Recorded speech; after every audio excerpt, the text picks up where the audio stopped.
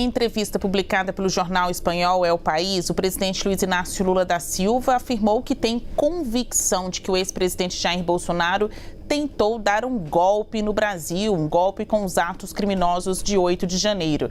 Para debater este assunto, nós vamos receber agora no CNN Dois Lados os deputados federais José Medeiros, do PL, e Kiko Seleguin, do PT. Tudo bem, senhores? Muito bom dia. Tudo bem, bom dia, Basília. Tudo bem, deputado? Eu vou começar com o Kiko Seleguin, que é do PT, o partido do presidente Lula, para ele explicar para nós estas declarações de Lula, né, associando diretamente a figura de Bolsonaro à tentativa de golpe no Brasil no 8 de janeiro. Como isso aconteceu? O silêncio de Bolsonaro depois das eleições de 2022 foi que pode ter levado as pessoas a irem às ruas ou, de outra maneira, o ex-presidente agiu pelo golpe no país? Bom, Basília, obrigado pela oportunidade mais uma vez. Agradecer ao deputado aí pelo debate.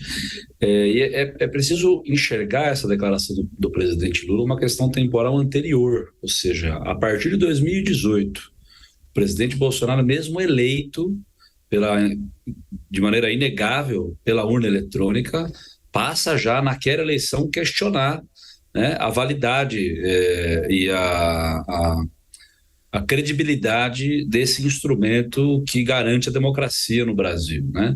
Ou seja, ele vem durante 4 anos contando uma história, tentando mobilizar a sua tropa em torno de uma maluquice, na minha opinião, porque foi comprovada por todos os órgãos de Estado, a justiça inclusive, de que a urna é inviolável e o resultado de todas as eleições desde que ela aconteceu, em absoluto, nunca houve nenhum questionamento sobre a garantia dos resultados, né? Ele foi construindo essa dinâmica justamente para desembocar na reeleição dele, caso ele tivesse uma condição ruim, né, de ser reeleito aí pelas urnas, poder encontrar nesse subterfúgio, nessa teoria maluca de que as urnas têm algum problema, uma chance para poder fazer o que ele tentou fazer no dia 8. Então, são 4 anos pondo em dúvida a lisura do processo, a lisura da justiça eleitoral, a lisura das urnas. Ele tentou, em 2021, fazer um grande movimento. A gente não pode esquecer, naquele dia 7 de setembro, lá, o Supremo Tribunal Federal agiu rapidamente, evitando que caminhões ocupassem a esplanada dos ministérios em Brasília, porque já tinha ali um embrião de um plano nesse sentido. Tanto é que ele fez uma mobilização em Brasília, foi a São Paulo, e o discurso foi um tom de ataque muito frontal à justiça eleitoral, só que não teve caldo na sociedade, né? Em 2022, depois do resultado da eleição, o silêncio representou como se fosse uma espécie de autorização. Ele esperou que golpistas pudessem ir às ruas e, obviamente, dependendo do tamanho da mobilização, ele ia, sim, usar o aparato do Estado. Não é à toa que o ministro da Justiça dele, Anderson Torres, que virou secretário de Segurança Pública do Distrito Federal, que é quem deveria ter agido para evitar que os manifestantes chegassem daquela maneira próxima à esplanada dos ministérios, foi preso, está preso até hoje, e na sua casa foi encontrada uma minuta do golpe, que seria um decreto entregando às Forças Armadas a condição de dirigir o país naquele momento sob o pretexto de ter uma situação civil incontrolável. Só que essa situação foi feita e operada pelos bolsonaristas, né? Então está clara a tentativa de golpe dada pelo ex-presidente Bolsonaro. Portanto, o presidente Lula tem toda a razão do mundo para afirmar, reafirmar, e acho que agora, nesse processo de investigação que a Polícia Federal está fazendo, que o Supremo Tribunal Federal está fazendo, vai ficar claro não só a tentativa, mas quem foram os financiadores, os envolvidos, os incentivadores, e vão ser punidos pela dureza da lei, tenho a certeza disso. Depois desse contexto histórico trazido pelo deputado Kiko Seleguin, eu gostaria de ouvir o senhor José Medeiros na condição de um parlamentar do PL, que é partido do ex-presidente Jair Bolsonaro. Como é que o senhor conecta Bolsonaro com o 8 de janeiro? Foi o silêncio do ex-presidente que acabou estimulando as pessoas a irem às ruas ou, de alguma outra forma, como as próprias publicações na internet, isso associa diretamente a figura de Bolsonaro com a tentativa de golpe no país? Qual a sua avaliação? Bom dia a todos que nos ouvem, bom dia meu colega deputado. É muito importante a gente ter em mente que estamos diante de o que está convencionado hoje é chamar de narrativa, né? O próprio Lula, respondendo a uma reportagem nos Estados Unidos, ele disse, perguntaram o que fazer para que Bolsonaro não votasse. Ele falou, é importante a gente encaixar a narrativa correta, a gente achar a narrativa. E tem feito o que o PT vive de narrativa. O PT vive de construir um cenário que lhes favoreça, independente, sem compromisso nenhum, isso com a realidade ou com a verdade. É importante a gente dizer sobre a questão dessa história de golpe, que já é batido até esse assunto. Uma presidente do PT foi caçada, é golpe. Então, descontentou o PT, é golpe. Nós temos visto, por exemplo, que Bolsonaro questionava a questão da modernização das urnas, e não era só Bolsonaro. O Congresso, por 3 vezes, até na época do FHC, aprovou uma lei aprovando a auditagem dos votos. Depois, uma segunda vez, vetado pela presidente, derrubado o veto pelo Congresso, não foi aceito. Nessa terceira vez, os ministros do Supremo vão para dentro do Congresso fazer essa questão das urnas. Então, esse debate das urnas não é uma questão do Bolsonaro, é uma questão que as pessoas querem mais segurança. As pessoas sabem que o ambiente digital é complicado e queriam ter a certeza de que o que está na tela do computador, da urna, ia ser impresso e iria ficar lá reservado com a possibilidade de uma auditagem. Então, isso aí tudo é uma narrativa construída. Aí fala que Bolsonaro queria dar golpe. Olha, Bolsonaro entrou, estava no governo, tinha forças armadas, tinha tudo. Se quisesse dar golpe, estava. Não precisava de nada mais para dar golpe. E aí, tá bom, então Bolsonaro queria dar golpe porque estava falando. Termina a eleição, Bolsonaro é responsável pelo golpe porque ficou quieto. A Bolsonaro vai para os Estados Unidos, não, é porque queria dar golpe. Então, tudo construído porque não tem nada a ver com o que passou, é com o que virá. É a preocupação com as eleições de 2026. Tudo tem a ver com o que Lula disse. Vamos evitar que o Bolsonaro volte. Agora, o que nós estamos vendo é que Lula tem como evitar isso. É só fazer um bom governo, é só não bater no Banco Central, é só fazer o que a população brasileira espera e o que ele prometeu nas urnas, que é a picanha e a cerveja. Deu a cervejinha e a picanha, beleza, não precisa se preocupar com o Bolsonaro. Agora, até esse momento tem vivido do Bolsonaro. Então, esse governo só fala de Bolsonaro. Então, a nossa preocupação é que, ao tentar evitar que Bolsonaro volte, estão criminalizando quem não vota no PT. Essa aqui é a grande verdade. Já temos quase 2.000 pessoas presas numa narrativa para lá de terrível, porque nós já tivemos casos semelhantes com o mesmo escopo e não aconteceu nada. Então, eu defendo o seguinte, quem cometeu o crime tem que pagar. Agora, aqueles que cometeram o crime, não dá para a gente engolir que nós que não estamos unidos ao PT, estamos querendo acabar com a democracia, porque isso não é verdade. O uso da palavra golpe tem muito valor simbólico e histórico, né? Puxando aí pelos livros de história sobre o Brasil, a gente tem o golpe de 64, 20 anos de ditadura, mais recentemente o impeachment da ex-presidente Dilma Rousseff, que é chamado por apoiadores, por pessoas da esquerda, como um tipo de golpe parlamentar. Então, o uso dessa palavra é muito duro, né? Agora ele também está sendo utilizado, esse entendimento do golpe, para falar do 8 de janeiro.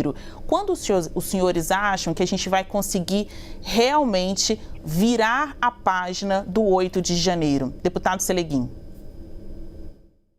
Bom, primeiro dizer que assim, é claro que a gente está trabalhando para evitar que o Bolsonaro volte. A diferença é que nós estamos trabalhando para que isso aconteça no voto, sempre no voto. E a interpretação da palavra golpe é essa, é quando tem uma ruptura institucional. Quando a gente fala golpe com relação ao impeachment da presidente Dilma, né, a gente defende o golpe, é porque impeachment sem crime é golpe. Pura e simplesmente isso. O que aconteceu, o parlamentar esqueceu que no meio de 2021, o Congresso Nacional votou a proposta do governo do voto impresso e foi derrotado. E nem por isso o presidente Bolsonaro, na época, estancou essa narrativa. Narrativa não é um termo pejorativo, desde que seja feita com fatos, né? Então foi fato que durante 4 anos Bolsonaro incitou, organizou um discurso contra o sistema eleitoral brasileiro.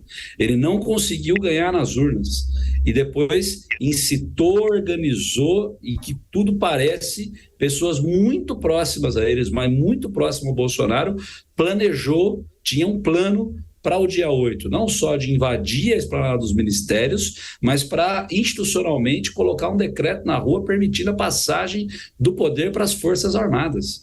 Isso é uma tentativa grave. O Bolsonaro ele não conseguiu dar esse golpe porque ele não pôde, ele não encontrou apoio institucional nas próprias Forças Armadas para isso, não encontrou apoio internacional para isso, não encontrou apoio na sociedade civil para isso. Se tivesse a mínima condição disso acontecer, ele teria dado e não teria largado o osso de jeito nenhum.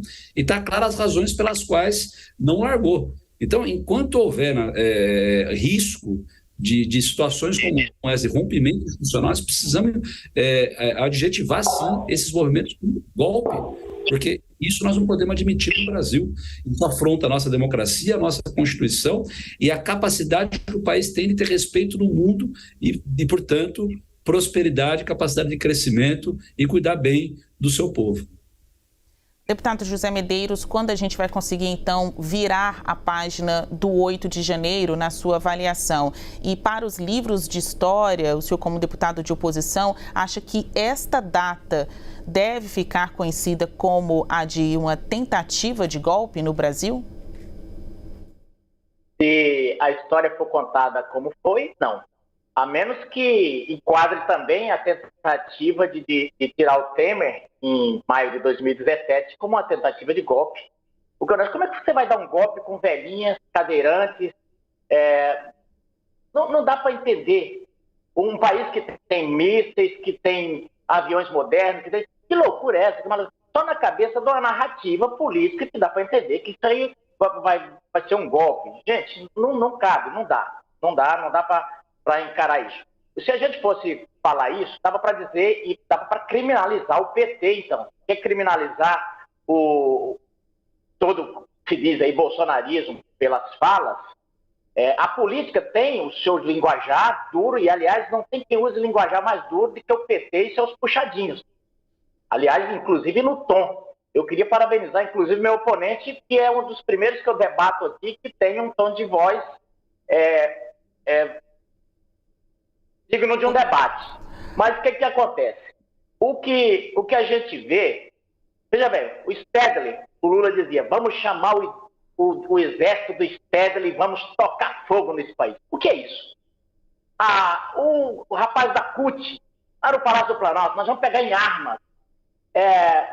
O MST já invadiu essa praça dos Três Poderes, já invadiu o Congresso, já queimaram o PSOL, incentivado, financiado pelo PT, por instituições sindicais, já tocaram fogo em ministérios.